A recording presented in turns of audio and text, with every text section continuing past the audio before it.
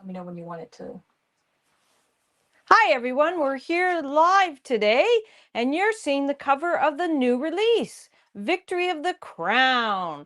That's Paul's 37th book and the final book in the Heir to the Crown series. So welcome to our live cast here. I'm Paul Bennett, Canadian fantasy author. And I'm Carol, and I've worked alongside Paul for the whole 10 years that he's written the Heir to the Crown series. Yeah, technically we've been working together for like 41 years. Yes, we weren't working together. Well, we have worked together 3 times. Yes, we have. Yes. Yeah. I always like working with you. I like working with you too. You're my favorite coworker. All right, we're celebrating today because we have just released Victory of the Crown, which is book number 15 in the Heir to the Crown series. Just ignore me. I pressed the button. So you pressed the wrong button. Is everybody hearing us okay? I would assume so. That's okay. It's always good to get a check. Our technician can just look at the microphone on the there, and as long as it's green, we're good to go. We're good to go, apparently. So Blue. Yeah, that's good. Some are blue, some are green. I think you might be able to see our guest star, just her nose today. Yeah, this is Hazel. You gonna look that way? Hi. Hello. Yep, just her nose. Just your nose. So she decided to join us this evening because it's such a big day. You're out of frame. Just to let you know. I'm out of frame. Your head's disappearing. My head's disappeared. Oh no! Oh no! We are very happy to announce the release of Victory of the Crown. Came out today, and nearly 1,000 of you are reading it right now. You all had it pre-ordered, so thank you so much for pre-ordering it. Yep. And our super fan David's here, so we want to say hi, David. Yep, there he is. David S. We appreciate that. Some confetti for you. Yeah. All fancy with the special effects. Thanks to our technician Amanda, who's behind the scenes today. Like 3 effects. So tonight we're going to talk about how this story comes to an end and what it took to get here. There was so much involved in this book and some of the moments along the way that really shaped it. Yep. So it's our first half is all about Victory of the Crown. Yes. So, and then we're going to talk about the story ideas that came with all your books, where they came from, what's in that magnificent brain of yours, Paul. Sometimes I don't even know. Yeah. I've watched a lot of them show up over the past 10 years, and some of them did not make it to the book. So for those of you who are just joining this channel, have never seen it before, because Victory of the Crown was released, we have decided to give you the first 9 books in the Heir to the Crown series. And Paul has them right here, and we're hoping he doesn't knock over his water, but he's going to walk them up to the camera just in case you don't know. Oh, there's a delay on the screen, so I can't tell if I'm in frame or am I in frame. Like me to... There we go. These are the first 9 books. You notice the numbers though: 1, 2, 2.5, 3, 4, 4.5, 5, 6, 6.5. Those ones with 0.5 are what we call Mercerian tales. And these are give you more detail on some of the background characters and so on. So they're like side stories. You don't have to read them to read the rest of the series, but it gives you a lot of extra neat stuff to learn about. Yeah. Now, the second challenge is putting us back without knocking my water over. Yeah. There we go. So, as we're talking, if you have questions, just drop them in and we'll answer them as we go. And so it's great that as we're doing this, our technician can help me out by scrolling things up. And it makes it easier for me. I'm so sorry. That's okay. Make sure I had this down. Oh, thank you so much, Hansa. We are very thankful. Hansa said, congratulations on the book. Thank you. And David S. sent us a heart and some confetti and what else? There's so much going on there. It's hard for me to see. It's a little bit further. Paul can see it a little bit better, but heart, confetti. Yeah, and our technician's going to be watching the chat on the YouTube and Facebook for us. That we don't YouTube. On the YouTube. On the YouTube. Yeah. Sorry about that. All right. So now that this book is finally out today, and thankfully it was a lot of work. How does finishing the series feel? it's your third complete series. It is, yes. the- It's also the longest series. It and is. actually ties together all 3 series. Yeah. So it's a grand finale. Yeah, and we calculated the series itself is over 2 million words. Yes. Yes, and we're over 4 million if you include the 2 other series. Of everything you've written. Of yes. everything I've written. 4 million words. How does one man have so much to say, Paul? Well, it's not that I'm saying I'm writing, so Actually, no. Every single thing you have written, you have read. well, that's true. Yes, Because this that's was part of our editing process. It feels odd to be finishing a series that I've been working on for 10 years. Yes. But I'm very satisfied with the way it ends. Now, having said that, there doubtless will be people who follow the series that are maybe upset that their particular character didn't get a finale. But I can't do that for everybody in the book. So I have to concentrate on what makes the story complete. Yes. There is I think, a very nice twist at the end. Yes. And it circles right back in the epilogue, it circles right back to book number 1. And the twist, there's a story behind that twist, isn't there? Because that was not in the outline. No, it wasn't. No. It was something, that's one of those things I came up with in the middle of the night. Yeah. And We'll talk about that later. We won't say what it is. Whoop, did we lose our graphic? No, it's just if I so our paperbacks haven't come in. So if I accidentally touch the screen, it shows that it's a tablet. Yes. So new. You don't have a print copy. I know. Yep, they're on order. They're in the mail somewhere. We actually didn't tell anybody, but you could have gotten the paperback at Amazon before you got the ebook. But that's the only way we could get copies to send out to the people who purchased them. So I had to push it live and then order the copies, but they're taking a little bit longer to get here than we thought. But we didn't tell anybody because I could push it live and order them. But if I pushed it live, ordered them, and then took it off live, I couldn't get them. So yeah, it's a complicated. But it also meant that anybody, our beta readers and our ARC readers, could go in and review it before it was live. So that's pretty cool on Amazon. You can do it on the other sites. Yes. You have a question? We have a question. Freddie says, is the new book part of an existing series? Yes. Yes. So you can take that. Not only that, it's the finale of an existing Yes. So the series right here behind Paul's head, that is the Heir to the Crown series. Right there. And it is 15 books long, plus there are a bunch of side stories. So technically there's 19 books in total. Yeah. Get that right? 19? Yeah. There. Would you prefer to monitor our TikTok and we can do the other one? Would that be better? No, I'm just bringing it over for when you're pointing to things. Okay. When you're showing things, so you can see the live feed. Okay, that's fine. That's fine. So now let you feel so awkward. Just put it over there. We don't having the live view. Yes. Okay, we can swap. Yeah. It's just a little bit. Yeah, that's why we're seeing it live. Yeah, we don't see any of the messages though on that. Did they disappear? So yeah, so you don't want to just grab Victory and read it standalone, because a lot of the story won't make sense to you unless you've read the books. I don't know. Question to the people watching: does anybody do that? Do you buy book 4 or book 5 of a 10-book series and start there?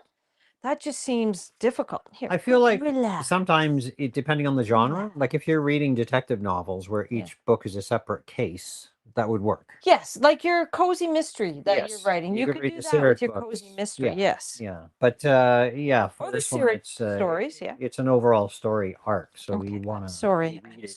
I will sometimes buy books that are later in the series because I find a really good deal. And then, oh no, I have to buy the ones that preceded. I know. But you don't read them until you get the earlier books. True. And that's completely by accident, like David said, only by accident. Okay. Yep. So we're going to now talk about when you first started writing Servant of the Crown. Did you have a clear picture of the ending, or did it take shape over time? And by the ending, I mean the ending of the series. So when I wrote Servant of the Crown, I didn't know, first of all, how popular it would be. Yes. That over 200,000 people would have read it. Yeah, I mean, it could have been just a one and done, and that was it. Yeah. I actually finished writing Servant, wrote the second book, then I published the first book after heavily editing it.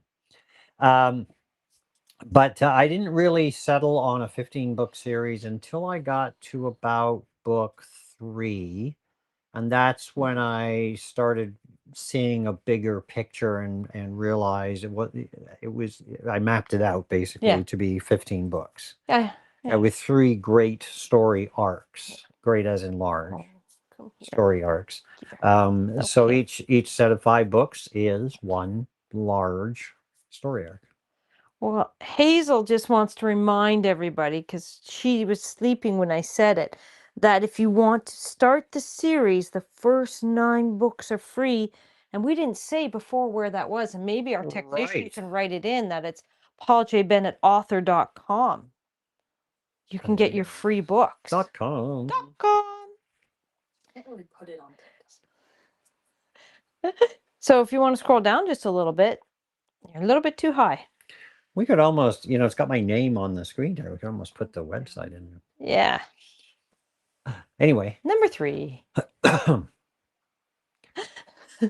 So when you were writing Victory the Crown, was there a specific moment it really hit you that this was the final book in the series? Like, as you're writing it, okay, this is it. This is not just the final book in the one series, but the final book because you tied in Power Ascending and the Frozen Flame into the Heir to the Crown series. Yeah, I think I had already had an outline because I typically do the outline for the next book when I finish the previous book, and then I'm working on other titles from other series.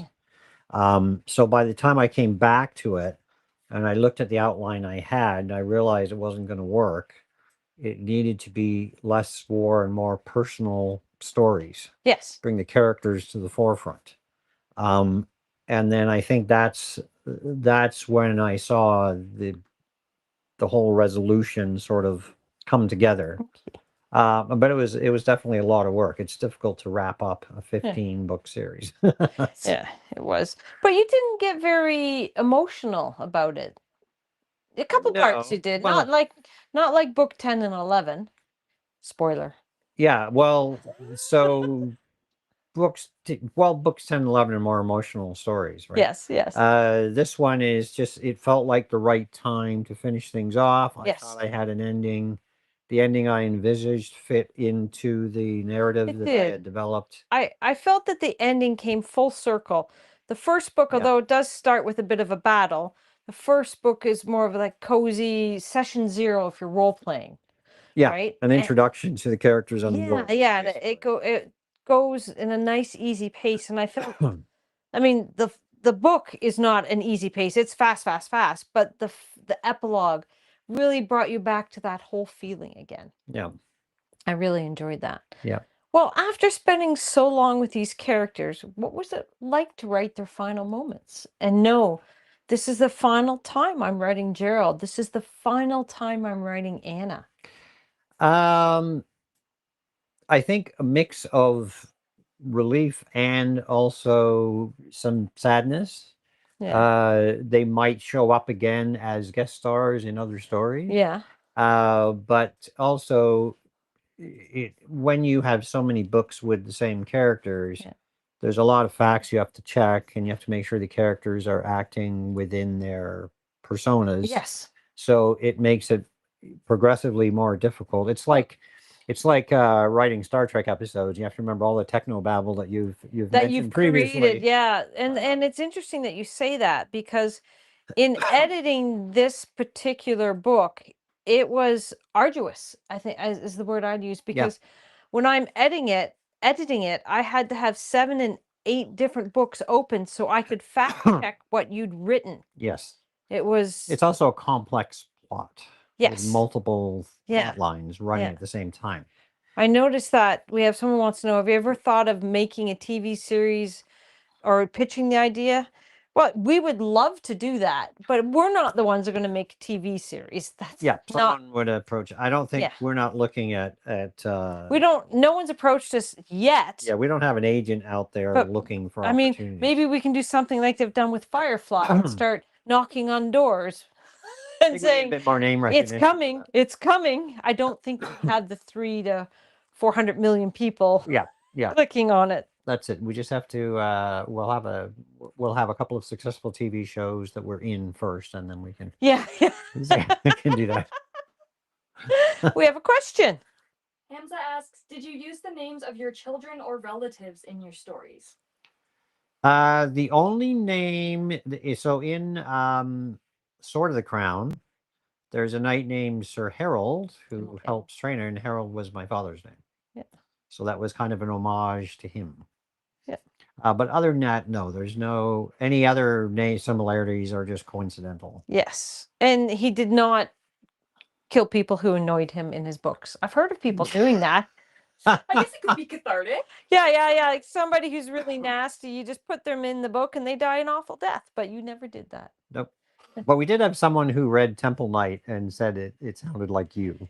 Yes. Someone read Temple Knight and said the main character sounded like me. I'm like, I think that's good. I mean, I really like that character. Yeah. So I think Gerald's you, but To a large extent, yeah. inspired by. Well, you're my muse. Aw, You're my gross. love. Gross. Without being his muse, you wouldn't be here. Isn't that amusing? I'm your kid. I'm allowed to say. Yeah, that's true. Okay, go ahead. Question? Sheol says, I haven't gotten around to reading the books yet, but I love how you promote them. Well, thank you. Thank you. Hazel agrees. Yay! And for those who asked, Hazel came back tonight.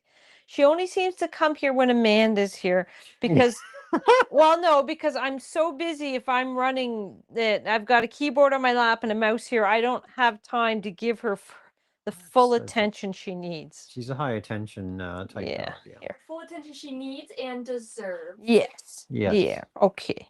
Quite. I need almost a pillow for the transition here. question? Yes. Yes. Sheol asks on YouTube. Oh, nice. I think they're watching from both. Do you believe the ending is satisfactory for fans of every character? So there are going to be some fans of some characters that are disappointed just because they don't get a final scene. And so we have our beta readers. Yes. And one of the beta readers said that 2 characters, they wanted to see all the characters together at the end. But as Paul said, it would literally be a page of rattling off names. What I wanted to try to avoid was an ending like the Game of Thrones TV series where they're just all the leaders are all sitting together, because that's clumsy. It works okay visually. It does not work quite so well, I don't think, as written in a story. And people really just want to read about their own favorite characters, not everyone else's. But favorite characters. but the epilogue, there's the assumption that everybody's waiting. That's not a spoiler, but you just know that everyone's waiting when the epilogue's done, that they're all there. Yes. I think that was the idea. the intention. We won't give away what the epilogue is. So but, I think that's the intention. But as I said, if you read and listed them all, that would happen, right? Yeah. So and I chose the final chapter before the epilogue features one individual character and answers questions that go way, way back Yeah, Sam to wasn't book there. 1 and 2. I was disappointed. Lily's not there. I was disappointed. So yeah, some fans were disappointed. I was disappointed. Oh, David said 2 characters. Oh no. And then Sheol also said, well done on your amazing body of work, Paul. Such an impressive author. Yes, he has an impressive body of work. Well, I will say the comment says, well done on your amazing body of work. Yeah. So Yeah. that worked out nicely too. So when we go back to talking about Victory of the Crown, when the readers finish this book, what do you hope stays with them the most? I hope that they have a feeling of satisfaction. I mean, it's no giveaway to say the good people win. Right? It's how they get there. It's the journey. Someone, there's a famous quote, it's not the destination, it's the journey that's important. And I think this has been such an interesting journey throughout these 15 books. So I'm our technician, I have some questions to ask Paul, and I've written them down, and I bumped ahead, so I confused our technician a little bit. So my apologies. That's why you see me shaking my head. They're doing a fantastic job, but I bumped ahead to different questions. So Ah. You're gonna number them and then not not follow. numerical order? That's how you screwed me up the one before. I am slightly distracted by Hazel's gorgeously silky ears. I'm There's sorry. no excuse. The velvet ears. So I don't think I've asked this, but at what point did you realize that the characters from the other series would be part of the ending of this? So I actually knew that a while ago. Back when I was plotting out all the books, I knew that the Frozen Flame characters actually debut in Savior of the Crown, book 14. Yes. And then Ludwig and Charlene, and Danica actually is in 14 as well. Yes. She's from Power Ascending. And then the two main characters from Power Ascending show up in book 15. 15, yes. Which is Victory. But you planned that at what point? Oh, a long time back. But you didn't have that plan when you were writing Ashes. I know that for sure. No, The I first think book. around book 11, when No, I got but- into that final story arc. But what book of Frozen Flame? Oh, I don't know. I'd have to check the release dates. I remember thinking about it while I was writing Heir to the Crown. I don't remember Which Heir to the where. Crown? Well, the series. I don't remember Oh, which okay. exact book. I'm pretty sure it was book 11. Yeah. But I don't remember where I was at that time in terms of the Frozen Flame. No. She's going. She's going. That's Off she it. Your Hazel time's over. She's got to go see her Amanda now. Yep. She does. Stick her nose in my bag. Yes. You don't need my water, honey. It's not for Now, looking back, are there any books or anything in the earlier books that you feel turned out to matter more than you expected? There are some that became more meaningful because of the way I ended the series. Yes. Mostly the books followed the outlines I had for them, but different characters came to the forefront. Yeah. Like which one? The one that kind of springs to mind is Khazri. There's a dwarf character named Khazri Ironheart who Yes. becomes very important to the storyline. And she's in Victory as well. Yes. And there's a relationship between her and Herdwin that just kind of happened organically. He's Yeah. another. Yeah, you'd never planned that. You never No, it just. expected them to get forged. Yeah. Forged means getting married for dwarves. For dwarves.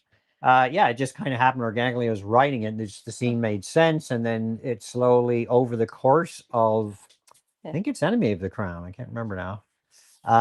You can sort of see this relationship develop, and the relationship is somewhat problematic because of their different social Triumph for the Crown. triumph. Yeah. Because then you have Into the Forge afterwards. Well, I think a little bit of it started before Triumph. Yeah. They start to get to know each other, and then the actual Yeah. relationship shows Yeah. up in Triumph. Yeah. Yes. We have a question. Yes, she said, was there a moment during writing the final book you wished you gave yourself more books or space to close off the story? Oh, that's a good question, man. Do you want to remove a YouTube? There we go. That was my next step.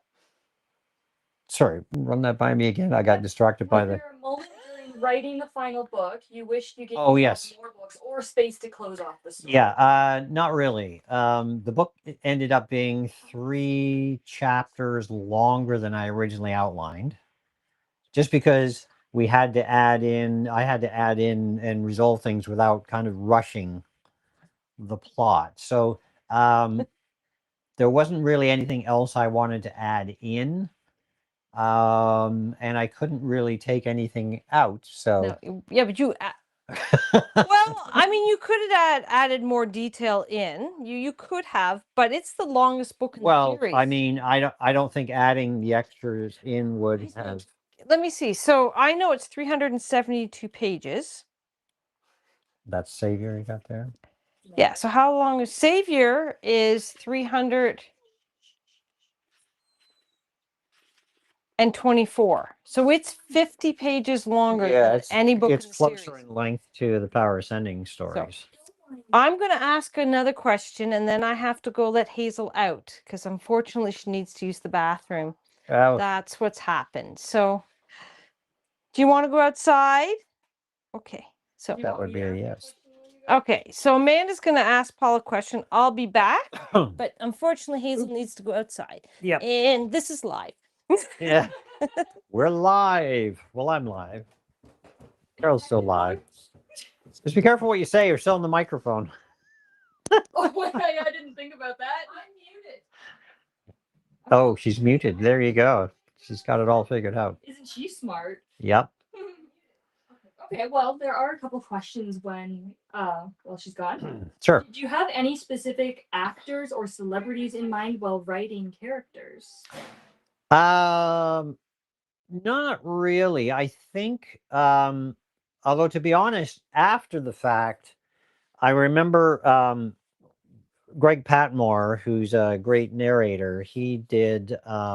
We've got 4 audiobooks based on the series. We haven't completed anymore because the cost is rather excessive to create them. But he gave voice to some of the characters, and like Gerald sounds a lot like Sean Bean. So that's I kind of imagine him as almost like a Sean Bean, and Sean Bean's actually about the right age now. And then he decided to make Albreda Welsh, and when I heard her voice, I was thinking and I have to apologize, I can't remember the actress's name, but she was in the Doctor Who spin-off Torchwood. She played Gwen, the cop who becomes a member of UNIT or whatever. And then that it just sounded like her. And of course, he did such a great job giving her the personality. I can't picture anyone except someone with a Welsh accent. It just fits the character. Perfect. Yeah. Because she's kind of snarky and she doesn't suffer fools gladly, as we like to say. So, yeah. Jill said, sorry for all the questions. Do not apologize for asking questions. We are more than happy for questions. Yep. They said talking to an author is just exciting. Are there characters you feel have stories complete enough you'd prefer to leave them alone after this series and not bring them back? So the vast majority of the characters have complete story arcs. So other than I already know that 1 or 2 of them are showing up in the bucket list in Which ones? a guest role. Which ones? So Gorath, the deputy deputy ranger, chief whatever, comes back in 1. And someone else is in the outline for 1, but I can't recall who it is. How do you So not there remember are these things? Well, I've got outlines for 7 books. What do you mean? It's just mysterious. If you Yes. don't know, it's just to be. And actually, I do the bucket list is built around one of the characters, a goblin named Greyzuck. So she definitely comes back, and her wolf, Quick Paw, that's his name. Sorry, I got a tickle in my throat. That was a ding. Someone ordered a book. How exciting! How exciting! All right. Sorry, I have to put that. So yeah, I don't have plans to bring any of the characters back in a major way, except I do have a new series that's based on the Frozen Flame. So that's like the children of a couple of characters from the Ring. Sorry. I've had food getting stuck in my throat a couple times today, and so my apologies. My throat might just be irritated. Should have gotten you some tea. Yeah. That ding was somebody going online and ordering the free books. Yes. There's someone else ordering the free books. So you can get right now, if you go to our website, pauljbennettauthor.com, you can download for free the electronic versions of the first 5 books in the series. First 9. 9, sorry. You're missing one. Yeah. Oh, we missed Servant? Yeah. We did, yeah. Yeah. What are you doing? She's going to put it in the title list, so it's Oh, okay. Yeah, there we go. It's down there. Now you'll notice it's books 1 to 6, but there's also books 2.5, 4.5, 2, and 6.5. This is hard to do. Which are because you're It's like blow drying your hair in the mirror, and you have to change it. But Paul, what did we just release today for those who are just joining us? We released Victory of the What does that book look Crown. like?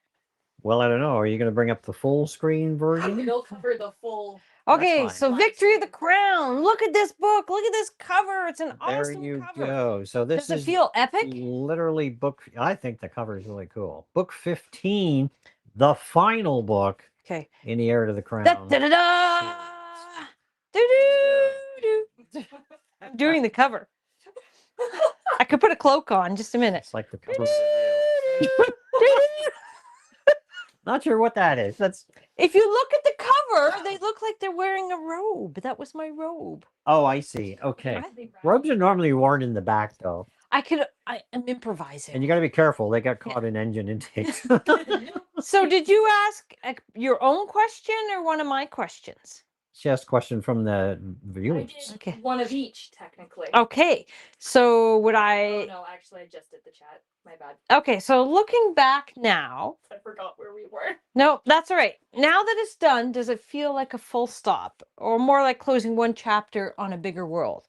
Oh, it's definitely one storyline in a bigger world. Yeah. I've already got the next series. The first book is outlined in quite a large amount of detail. That'll be coming out later this week, and that'll be a series it. called. That is not coming out later this week. Not this year. Sorry, not this week. This I was year. gonna One book say, this week is. Did you successfully clone me and I don't know, and then you cloned yourself and our clones have been working? Because that would be awesome. Because I have some house cleaning they could do. Yeah. Let me do the editing. Let them do the house cleaning. Yeah. I would rather edit Why for can't 12 they hours. Why can't they, instead of AI that takes over jobs, why can't they have AI that does the jobs no one wants to do? I know. It's supposed to be the point. Yeah, like Yeah. the robot who Things can get clean the used for- toilet bowls. Yeah. Yeah. Vacuum. Well, I guess they do have ones that vacuum the floor. Yeah. Yeah. Okay. So, yes. Sorry, I know you were also in the middle of a question, but she says, do the audiobooks cover a good starting point for your work? Mm. So there's a complete series of audiobooks for the Frozen Flame series, but we only have 4 books in Heir to the Crown series on audiobooks, and that won't change in the near future, There we go. unfortunately. Yeah. 1 second. Oh I am so sorry. I don't want to keep clearing my throat. I was actually having a bit of an allergic reaction, so I'm dealing with it. Doesn't ask a question while you're. No, it's okay. Oh, we have a question. Go ahead. Yeah. Colin asks, are there any plans on making longer videos for YouTube? So I wonder what they mean by call. So we do longer videos on YouTube, but still in a portrait aspect. Yeah, I think they mean long form videos in the standardized. So we Like, have done one that, thing. and they don't get any views. Yeah. So you can Yeah. see some of the ones that we've done, but the only place that we can put them on is YouTube. And we did put energy into doing that. We would turn the camera and we'd do them, but they would only get 100 views. So that's difficult to do when our shorts we've had shorts have 1 million views. Yeah. And even this live stream is coming on 3 different platforms simultaneously. So it's on Facebook, TikTok, and YouTube. You might not realize that But our restreaming service does offer us the ability to do both. And that just came about recently. So I didn't have time to research it while I was editing a book. But now that I'm done editing that book, I'll have a bit of free time and I'm going to check into it and see how we can do that. Of course, you have to pay more, but then it would allow the user to choose which format they want. Oh, that's cool. We may have to clean up the sides of the room a little bit more. Question? Holy Quran asks, as your world expands, how do you Ting, thank you. Okay. how do you avoid stories becoming too formulaic, especially with the recurring knight to hero progression we often see in your series? Night, there's only Well, it's the concept. the concept, yeah. I think my background is running role-playing games for over 50 years, and I run enough campaigns that I've got so many ideas for storylines. I think also, even if some storylines are somewhat repetitive, you're seeing it from different points of view. You have characters that may take different courses of action. But I mean, I can't, I don't see myself doing another epic fantasy series like That Heir of the 15, Crown. It's 15 books. Yeah. That's like going from the kingdom being nothing to being a world power, essentially. Yeah.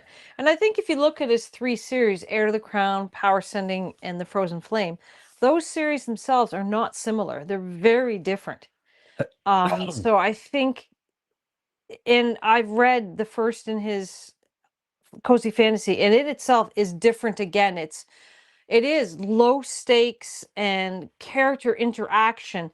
And some of the conversations they have are about the most mundane things, but you're so engaged with the conversation. You just like, oh, it's like butter, soft butter on a piece of bread. It's just so relaxing. And in the world we have now, sometimes you just need a book that makes you feel good. And that's really what Cozy Fantasy is all. Yeah. It was Low almost stakes. relaxing to write, to be Yes. honest. And it's kind of weird because I'm used to like keeping the action going, keeping the action flowing, keeping the storyline progressing. And with Cozy Fantasy, it's like, oh, there's a whole chapter on them just going to visit someone. Yeah. They're walking through town, you know. There was a whole chapter on going into a business, the business that she basically inherits, and dusting and, you know, And cleaning up. looking all the spices and opening a barrel and it stinks. And that's a whole chapter. Yep. And it's interesting. So that's, I It's really also like that. from the point of view is mostly from the goblins' point of view. And so the goblin isn't familiar with the customs of human society. So you kind of get that Dad joke feeling. Now, so well, the goblins are very intelligent, they're just uneducated. So they learn Literal. quickly. And they're literal. And they're very literal, yeah. Yeah. So they all these expressions that we So- take for so granted. it would fly over my head. I'm too fast. I'd catch it. Is Yeah. what you're telling me. Yeah. Like one says, well, your meal will be on the house. And so she looks up, I don't see anything up there. There's no meat on the roof. Yeah. So it's quite funny. I would say too, with the idea of knight to hero, that's something that is across many different series. Yeah. Because it makes more sense for someone who's already trained in some sort of military. Yeah. combat Yes, or something exactly. To move to a hero rather than someone who's Yeah. never touched anything suddenly taking But- on the big. Well, and it's interesting you say that because in both Servant of the Crown and Sword of the Crown, you learn about how 2 of the major characters in the series became the warriors that they Yeah. are. So you see a little bit Yeah. of Gerald's background. Yeah. But Beverly, which who's in Sword of the Crown, you get a lot Yeah. more of her early years and why she became a knight in the first place. But the interesting thing is, in The Frozen Flame, neither Natalia or Athgar have really any good skills starting out. It really, his Yeah. books really follow the model of a role-playing game where you start with a character with the lowest stats. Yeah. And so that is the knight to hero. Like, how do they become who they are? And I don't think he'll ever move away from that because Well, I know mean, the it's, next 2 series he wants to write. Kind of a requirement though. When you're looking Yeah. at fantasy, it is the story yet usually Yeah. of a hero. Yeah, but There's always gonna some be people do the hero already the hero, right? Yeah. And that's not what you like to do. Yeah. Well, like I said, it's you know, it's fine to have the captain of the guard who's the best swordsman in the kingdom, but it's more interesting to learn how did he get that way. For me, personally. Yeah, question. Sheila said the ding was them. Who? Oh, They were excited to start. cool. Well, congratulations. You're going to love it. I know I do. I love them. Good. I've Well, read so them let me all. Many times. Many Yeah. ways. I have read each of these books 4 times. Good Lord. I don't want to say how many times I've read them. I think one of my favorites is got to be Call of Magic. Yeah. The storyline in that is so different. Yes. So the reason that this one is different, called Magic, is it follows Albreda. And anybody who's read the series knows that Albreda is sass and spice is the best way to say it. Like And this tracks her early years. yeah, and like from the age of how she finds out she has magic. And it's just so interesting because life hands her a raw deal and she says, I'm not taking the raw deal. Like, I'm going to And- make something of my life. This is particularly good to know when you're reading Victory. You should read this first. first. Yes, very important to read this before victory. Well, we've been You can read all of them before victory, Yeah, yeah. honestly. But if you're going to skip some of the side stories, do not skip that Victory. one. Yes, Just question. a super quick. Lizzie says hello. Hello, Lizzie. So, all right, we've been talking a lot about how everything comes together in Victory. It's interesting how none of this started there. Like this whole series didn't start there. And I've over time watched these ideas come together and become something, and sometimes from the smallest spark. Yep. And that's what I want to talk about now is I want to shift to where these stories actually begin. But for Okay. those of you who are just joining and just finding the series, you can download these 7, 8, 9 books for free at pauljbennetauthor.com because we've just released Victory the Crown. And yes, we are promoting this because it's There's a our limited time. URL right there. Oh, gotta reach together. It's weird doing it backwards.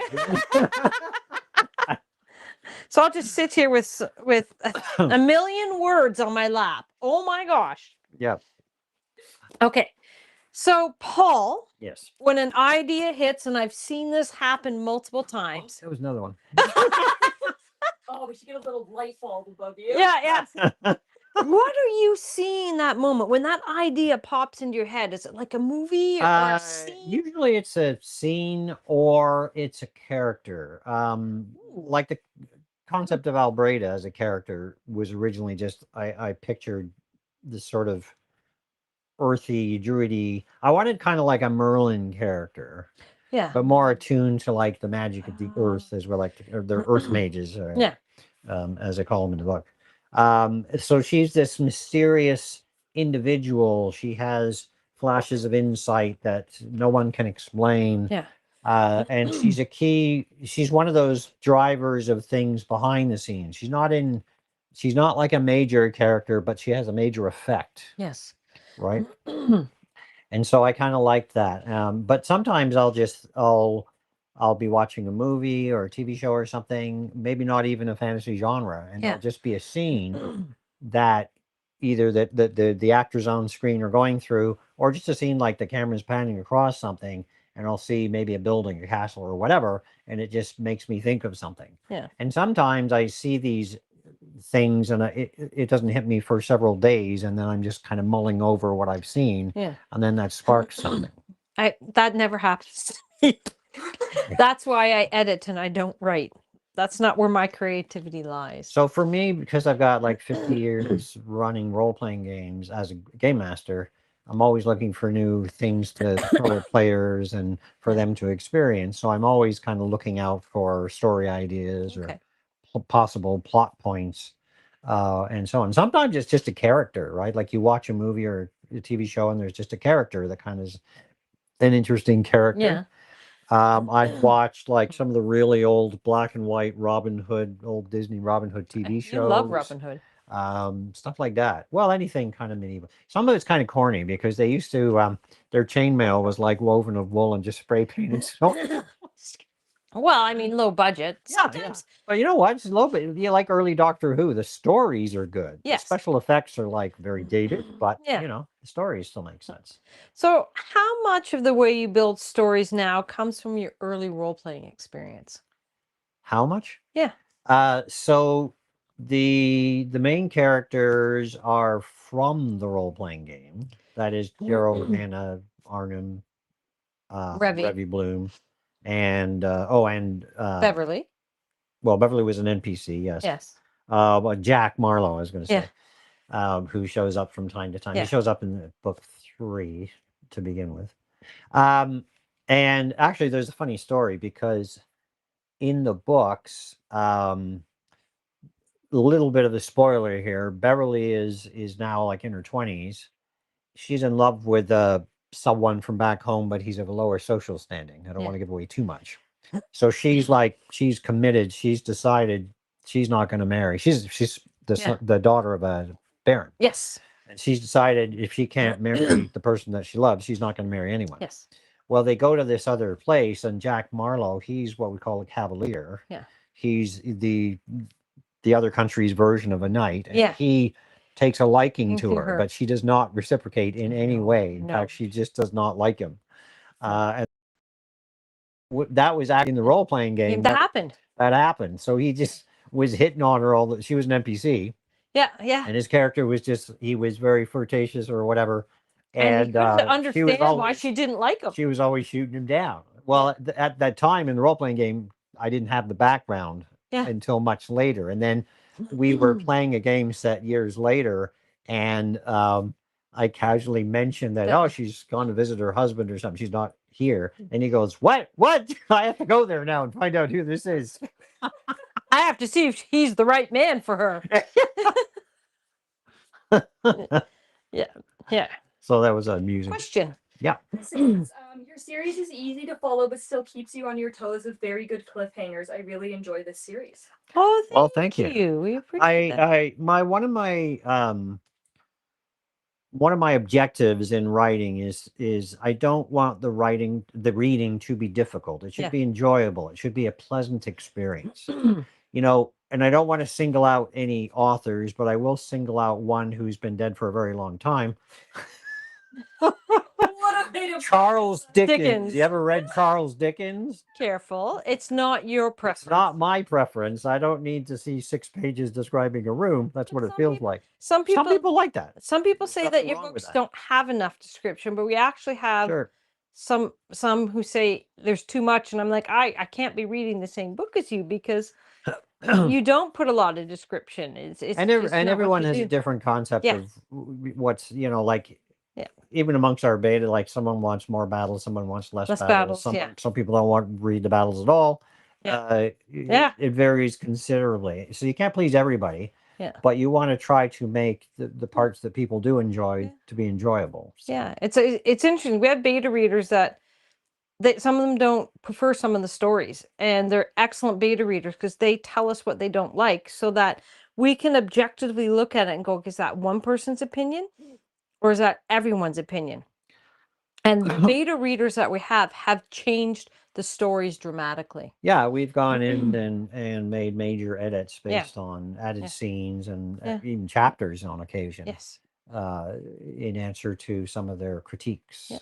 So from what I've seen, and we've talked about it, your ideas come and can hit you at any time. Yes. Like I believe you woke up and said, oh, now this is when Victory was already written and I was almost done editing it. Oh, I need to add a whole new chapter and have this happen. I'm like, what are you talking about?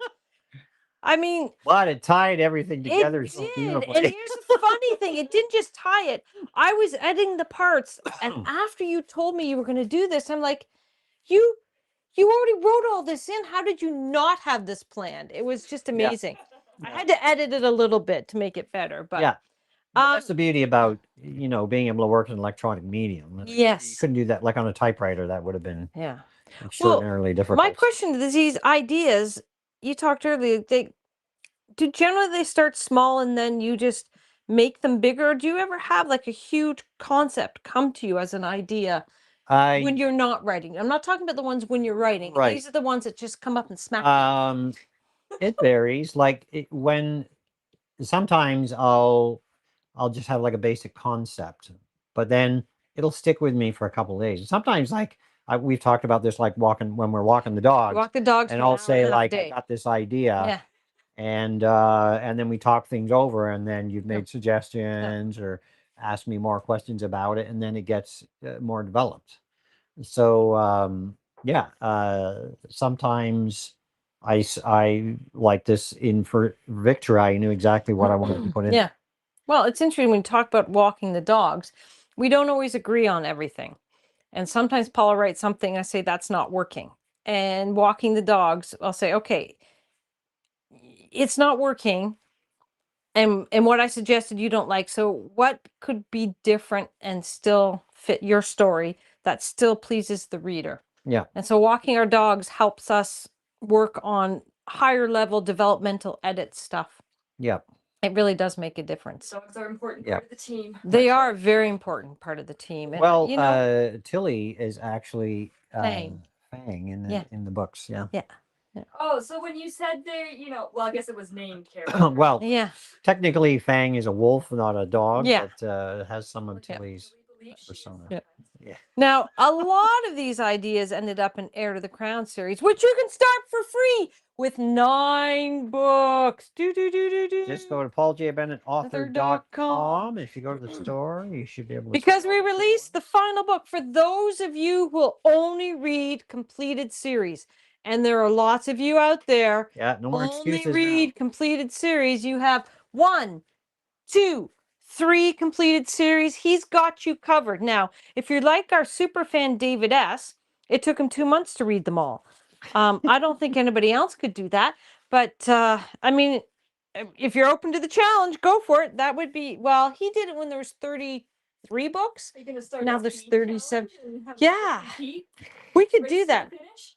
But then I would have to actually ask some questions about the books.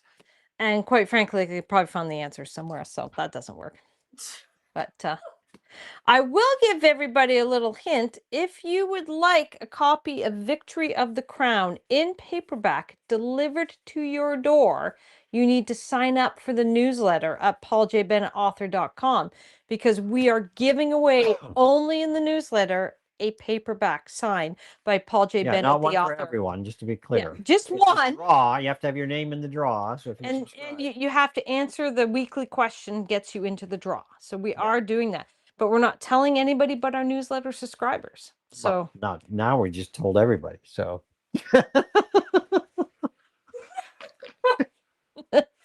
so we're gonna go back to your story ideas. When you wake up with an idea, what is that like for you? Because I know sometimes you'll wake up and like you just go off to the computer and you're typing on the computer when you first wake up, or other times you'll wait, you say, oh, I had this great idea. And then when we sit down to start working, you write it down. What makes you do it immediately?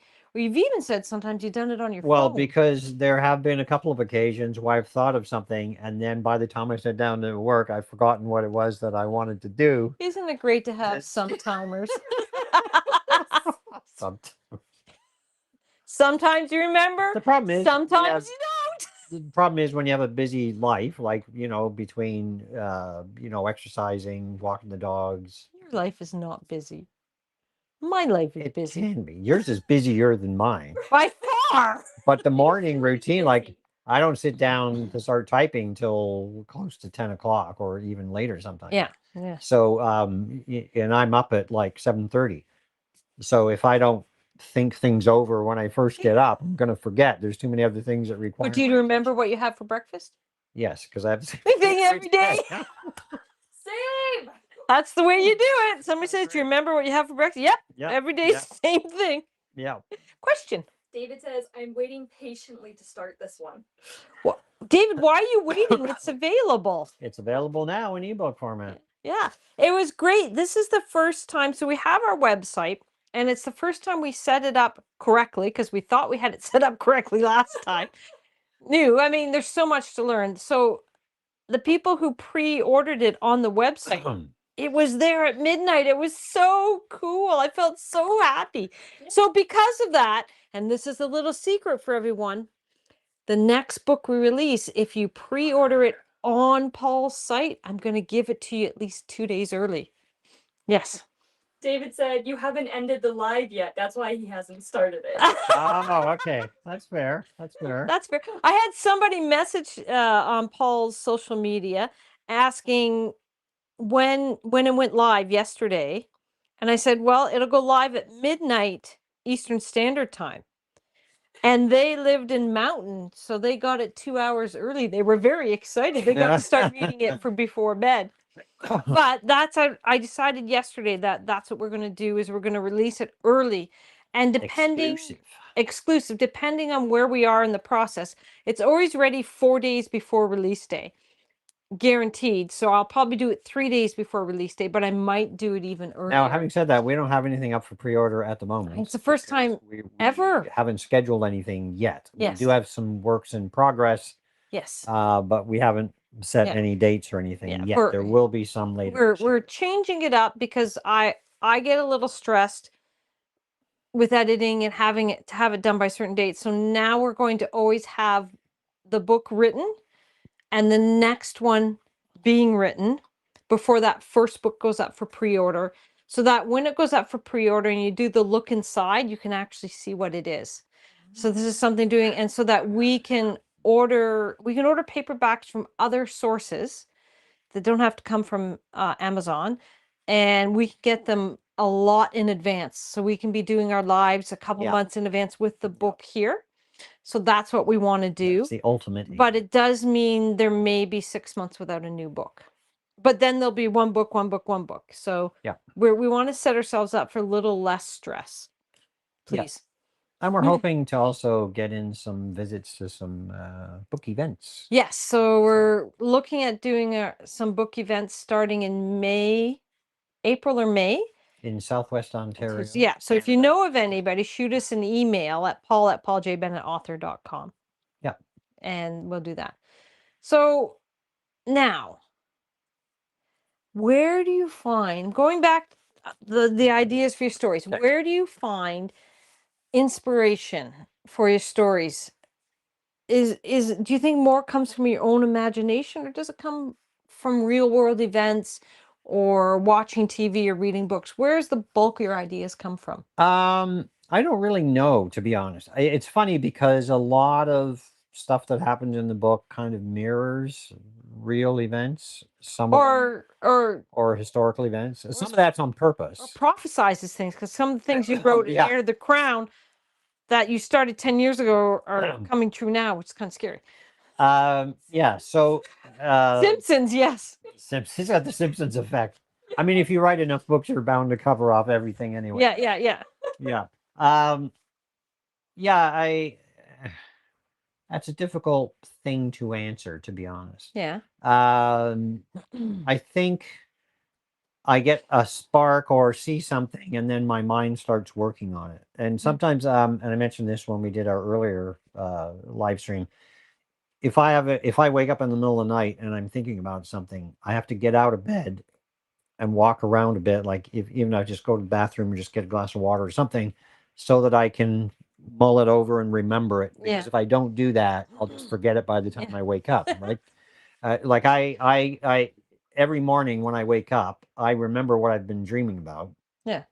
But if I don't concentrate on it, it's gone because it's irrelevant. Right? It's just a dream. I don't attach any meaning to it. Well, if it's something plot related, then I'll go into the office and because I can type faster on a PC than I can on a phone. I'm a very fast typist, so then I'll quickly whip down what I. He has this secret file, he said in our earlier thing, of all these ideas. It's what I don't but really he's want never to share. shared me or shared them with me. It's like, I thought we had no secret. I mean, it's not like you couldn't go and view it if you didn't want to. That's too much effort. I'd just rather. Most of them are just like one or two sentences. I like to whinge about it. Whinge, yeah. So when we're talking ideas, you get these ideas. When does an idea go from interesting to something you know you're going to write? How do you differentiate between, oh, that's interesting, float away, to that's in the next book? For me, a book always starts with characters. Okay. And for an idea to work, it has to fit the characters that I'm considering writing about. Well, how did you come up for the idea of duality of magic? So you have the characters, you have Oswin and Agar, which are the children of the main characters in the Frozen Flame series. Yes. And it's 10 years later. But you have outlined 8 books in that series. And I'm not just saying itty bitty outlines. I'm saying it took you a week to 2 weeks to outline these. I think I've got 5 really detailed outlines, and then the last 3 are kind of much lighter in content. The characters of Agar and Oswin, even though they're young, were firmly established in the Frozen Flame series. And I knew I wanted to, because it's a unique friendship. One's an orc, one's a human. They're only friends. Yeah, they're essentially the equivalent of siblings, right? Their parents are best friends. They're raised in the tribe together. And they both have the capacity for magic. So it's kind of continuing a tradition in a sense. But there's a twist to it. I don't want to give away the twist because I don't want to spoil the storyline. It did last summer. But it's about them Well, Agar is kind of already mature because he's older. He's Yes. kind of like the one that Older babysat brother. her when she was Yeah. younger. She was a It starts brat. when she comes of age. Yeah. So she decides to undertake the orc ritual Ordeal. the ordeal it's called, which is not normal for humans, right? But she's a very accepted member of the tribe. Yeah. So that's where it starts. I don't remember if I have it start in situ in the middle of it or whatever, but that's essentially where the series begins. And it starts out with her and Agar trying to find out a bit more about their own ancestry by visiting where their parents originally came from. Yeah. And that leads them down a rabbit hole that leads to this much larger adventure. But what's interesting is he has laid Easter eggs in this series. Yes. Because he knew he was going to write it 2 or 3 books before he ended that one. And one of the comments about that series is you didn't resolve everything. That's right. And he said that's on purpose. Yep. I think it's hard to have a longer series because I think anything like 4 books or more is on the longer side. Yeah. Yep. It's hard to wrap everything up, every storyline. Because I read a series like that and it felt too neat and tidy. Yeah, You almost want to. Well, and real life is like that, right? A story ends. There's always a new story beginning somewhere, and people. It's like we watch a TV show called Will Trent, and there's each story is its own story, but there's an overarching storyline that progresses.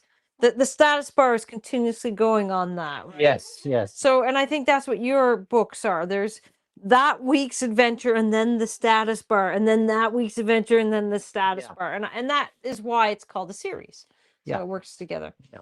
Well, when we're talking ideas, we've talked about all the great ideas, but did you ever follow an idea that just didn't work once you got into it? Yes. Yes. The texts of shame. Unnamed Cyric book. We had a whole Cyric story written. It got to the editing stage. We realized it was too similar to an existing story. I think the death knell was neither one of us could come up for a title. Yeah, and because there's nothing that you could pull out of it that identified the story. Yeah, but having said that, there are elements in it that might make it into another story. There was definitely some interesting background involved. I won't give away anything, but I could see it coming up in a different format somewhere else. So you can always plumb the depth for something useful. We have a super fan named Karen. It's a real Karen. And she loves the Cyric books, and we haven't released one in 2 years, and she was so excited because I said last Christmas, because I was editing it, we have one coming, and then it didn't come, and I felt so bad. We usually give Cyric away for free at Christmas time to our newsletter.